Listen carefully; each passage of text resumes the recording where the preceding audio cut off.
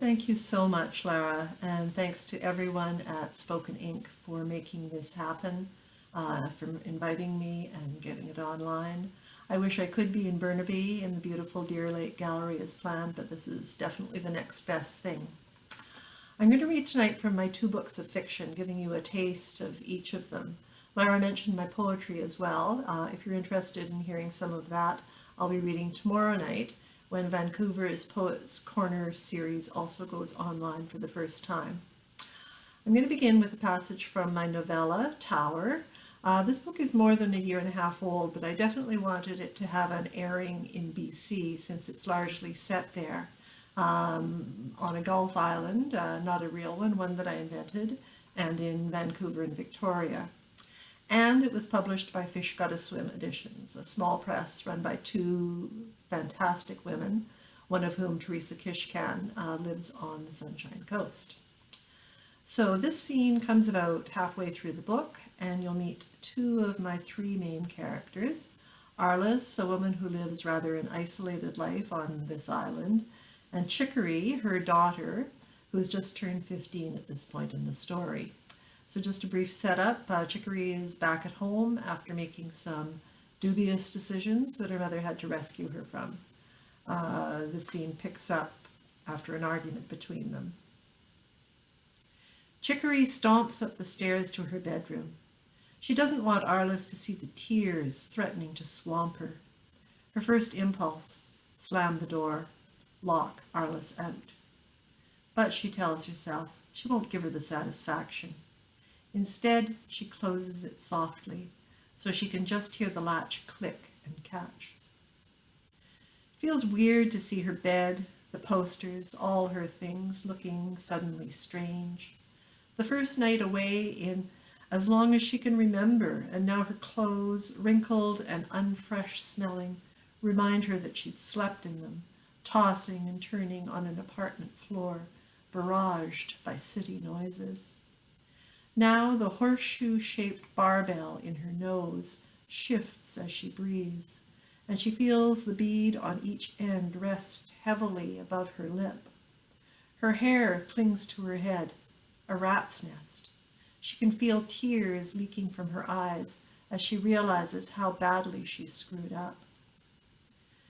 Through the churn of feelings, an exhilaration rises in her, stronger almost than the exhaustion and the unwelcome shame and fear. She has actually done something. She'd been brave enough to defy Arliss. She looks through her window over the garden and the poplar windbreak. Starlings whistle and click raucously among leaves daubed with thin autumn morning sun. She hears the chickadee that Arliss always used to tell her was calling, "Chicory!" She shakes her head, angry again, trying to dislodge the recollection. Outside, the woody old briar rose holds up the house. The flowers, blasted with an early frost, are blousy with a decayed, sweet scent. Arliss also always tells her how she planted the rose bush just after Chicory was born, before Arliss got to bring her home. Chicory shoves that memory away as well. The house is infested, she thinks, infested with Arliss's stories, with things Chicory is supposed to be grateful for. She opens the window to lean out, shakes the trellis, shakes it again. It holds firm, and she imagines making a break for it. Despite the thorns, she could climb down, or she could walk out the front door. Chicory thinks again about the two girls and the drugged-out guy who talked to them on the pedestrian mall in Victoria. Their eyes so vacant she was spooked. But now she is somehow intrigued. She wonders if being part of the scene on the streets might not be so bad, if it could even be kind of cool once you get used to it. She moves to touch her swollen nose, and a thorn snags a tangle of red hair and pulls. Wincing, she closes the window. She knows it won't be long before Arliss comes to her. Sure enough, there's a heavy step on the stair, a knock. I'm not waiting for an engraved invitation. Chicory doesn't answer. She doesn't want Arliss to think that she's giving in, but she's shaky and feels drained from the show of anger earlier. She can't find the strength to tell her mother to go away. She won't resist, but she won't comply either. She hears Arliss turn the knob, open the door, and come in. Arliss puts her hands on Chicory's shoulders and steers her to sit on the bed. She sits down as well, engulfs the girl's hand in her own. Chicory doesn't move the hand, but keeps her face turned away. After several silent minutes, Arliss lets Chicory's hand go. She picks up the hairbrush and comb. Chicory braces herself, not quite believing that no more recriminations or sarcasm are coming out of Arliss's mouth. Her mother is doing what she always used to do when Chicory was younger. Whenever Chicory would sit still long enough, Arliss would work slowly through all the tangles and knots, gently taking her time. She would brush the hair smooth and coppery shiny. Chicory tries not to breathe or to lean into the brushing. She feels her neck and shoulders tighten with the effort of holding still. The brush goes through her hair, lightly grazing her scalp, touches her collar. She anticipates the moment when Arliss will finish brushing and shift the mass of red hair to Chicory's back, easing the sides behind her ears. She imagines the tugs as Arliss tightens, strand over strand over strand. She can already feel the thud of the braid as a thick, knotted rope against the knobby bones down her back. The pull of the sectioned hair at her nape and temples, how she'll have to blink hard so that more tears won't prickle her tired eyes. So that's a taste of Tower. I've put details on my website of how you can get a copy if you're interested. So my short story collection, Seeking Shade from the Porcupine's Quill, was supposed to have been published April 1st, but like so many things, it has been delayed by the pandemic and will likely be out in June. You can pre-order it, and again, there's a link on my website. The stories skip around a bit in time, ranging from the early 20th century to mid-century to now, and even one near-future speculative story. Most of them are too long to fit into a single reading, so what I've decided is that I'll do a bit of a sampler, touching on reading from 3 of the 14 stories in the book. I'll begin with one called Rest Cure. Here's Jack, lanky in a cut-down suit, narrow-chested but chippy as life in the rattle-scrape East End of Montreal can make an English-speaking kid. He's got Catholicism in common with the French kids, but they want to know, "Es-tu Canadien ou es-tu Anglais?" They push. He pushes back. He doesn't go looking for a fight, though, not like Jer. A year and a half older, Jerry is shorter than Jack, but solid and scrappy. Real tough. Tough enough to take down a big guy older than him. Boys and men crowd round to watch him fight. Even the guy's father, hands by his sides, face like an old sock or a crumpled handkerchief. Jack asks, "Why don't you stop it?" The man shrugs, real tired looking, says it's a lesson. Next time the son will watch who he picks on. Katie and Helen are working. They have good jobs at the hospital doing research for a doctor, mixing things in labs, making people well.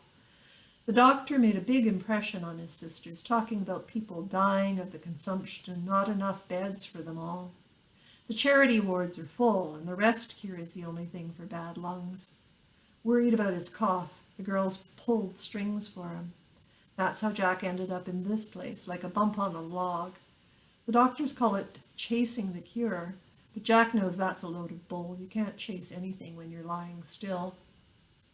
Blue dome, often white-streaked, often gray.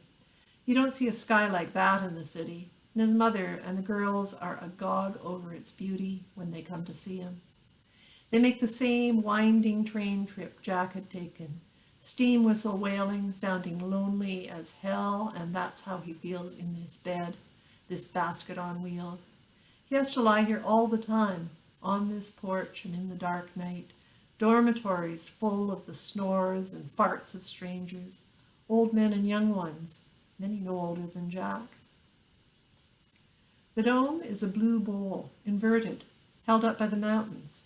On the porch, lying there with all the other patients in a row, Jack feels the air, cold and oh so good for you, fresh. Out with the bad air, in with the good. But if he's got to chase a cure, he'd rather be chasing it the way the kids on the block used to chase each other, the way they chased the precious puck the French kids stole from them, leaving them, Jack and Jer and the guys on Rachel Street, with nothing but horse turds to play shinny with.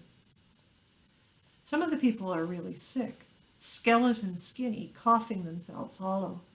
Jack measures the distance down the slope toward the lake when one of them starts coughing. Others are like Jack, here because Jack is hard-pressed to say exactly why he's here. There was whispered talk in the pantry over the dinner dishes. Ma and sister's that worried about him. The consumption is in the family. Aunt Claire died of it 5 years ago. Whispering over weak-chested, tall and gangly Jack, growing so quickly that his wrists stuck out from the sleeves and the suits Ma made by cutting down their father's old police uniforms. The old man left a couple of uniforms when he died, the last Ma will have to work with. How could they send me away, he wonders. I was just starting to make money at the factory, damn it. Men's money, almost. Not like the message boy money they were so proud to hand over to Ma when he and Jer worked at the Burke's building. They'd sit in that narrow, dusty room with its wood floors that creaked, itching for the bell to ring, to spring them. He and Jerry each waiting a turn to carry something, a message or a parcel, it didn't matter. To be out running, just flying through the building, down the alleyways. Katie was the one who got them the jobs, in the building where she typed all day. Now she and Helen are working for that doctor. That's how he got here. The girls put in a word. Ma told him how lucky he was. Lots of people with the consumption, dying of it like her sister, and never enough beds.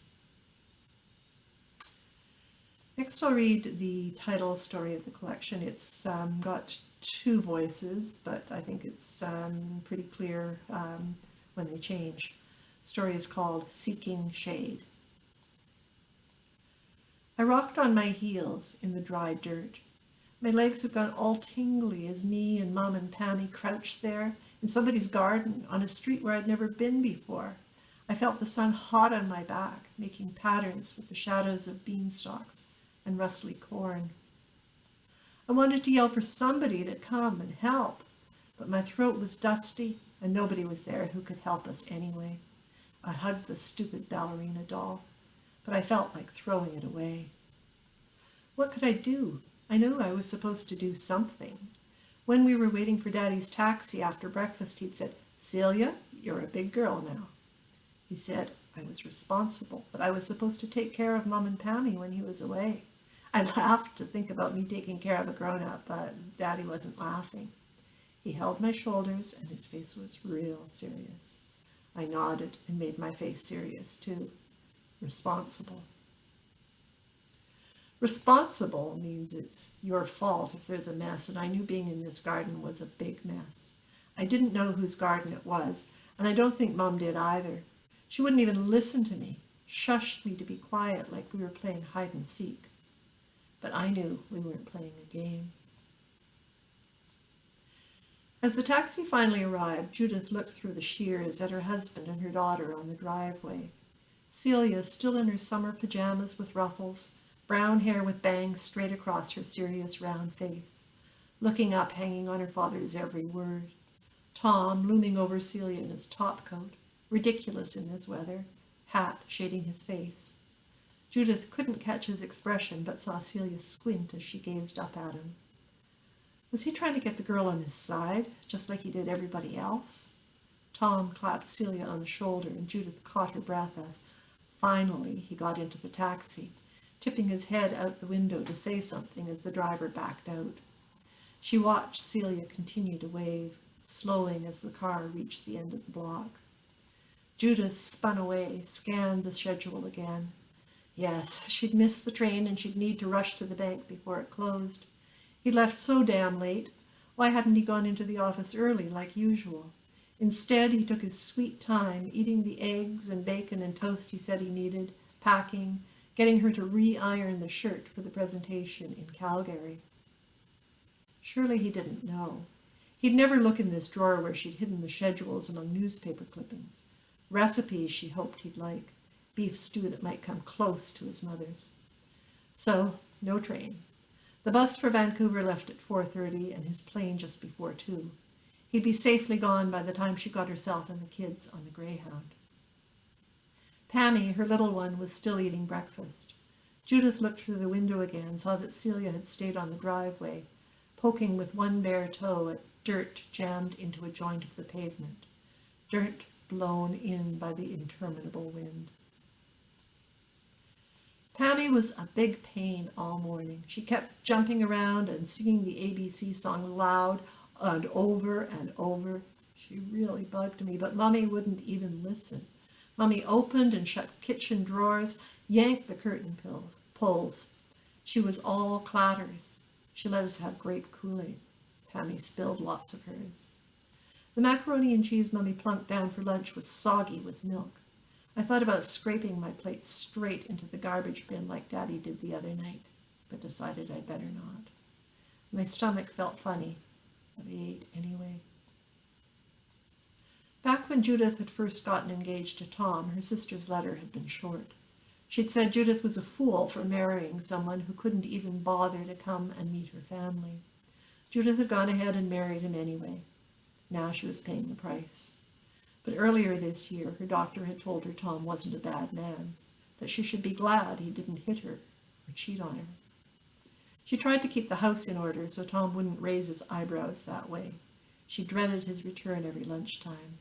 He arrived with military timing and wanted his soup, waiting on the table, kids neat in smocked aprons like in some old-fashioned book.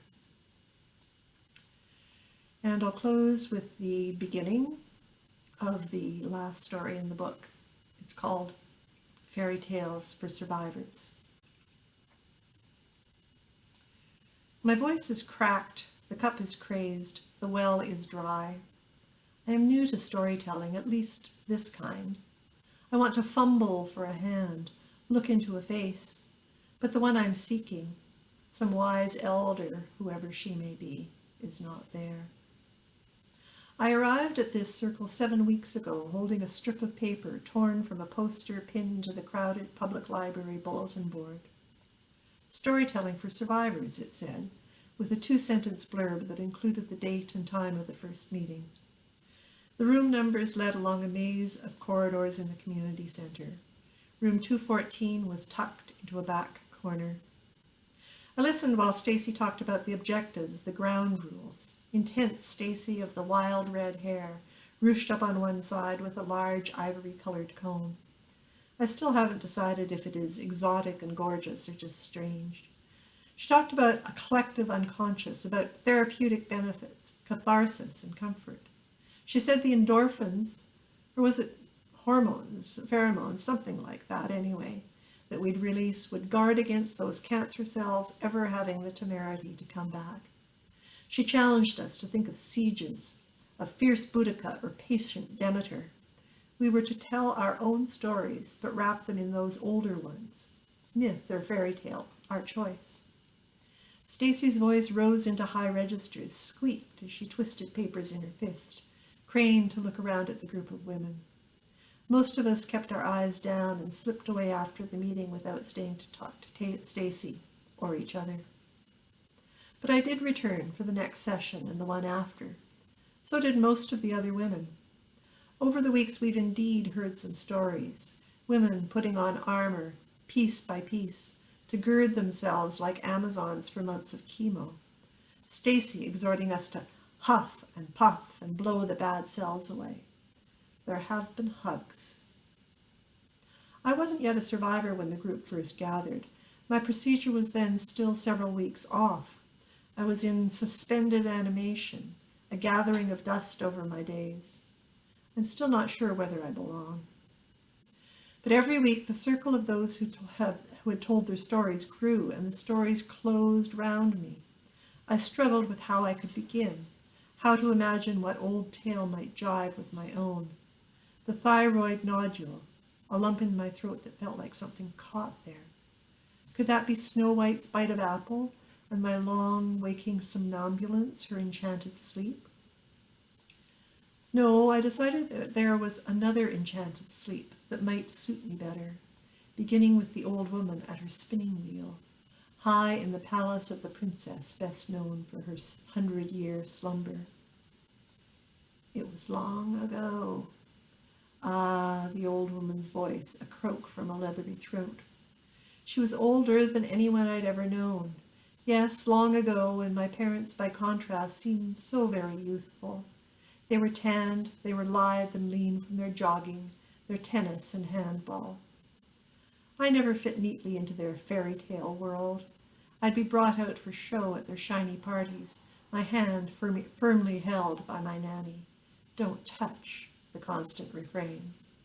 I was no anachronism. Most of the children I knew also had nannies, but mine walked me quickly home from school, taught me to politely decline invitations to birthday parties and play dates. I could only watch from my window as kids scrambled on the scrubby ridge that stretched the length of our neighborhood's large backyards like a spine. I continued to piece together some kind of story, still wondering how I could paint the most compelling picture. I tried out a version of me just about to turn 16. The restrictions that bound me seemed to have been even tighter of late. Now even the well-chaperoned dances at my school were out of the question. Soft twilight, a dimming of the forever golden, boring days. I paced restless. The house became dark except for the forge of the kitchen. Still I wandered, dew-eyed, dreamy, wondering. My long hair was heavy. I wore it at the back of my head in a bun that bumped the curve of my neck as I moved more quickly along the long, dark corridors. Thank you so much to everyone for listening. As I said, my website has details about how to buy my books, and there are links on there to my writing that's available for free online, including several of the stories in Seeking Shade. The website is francisboyle.com, and I'd love if you checked it out. Thanks again to Laura and the Spoken Ink team, and do stay tuned for Elaine Wu up in just a couple of minutes.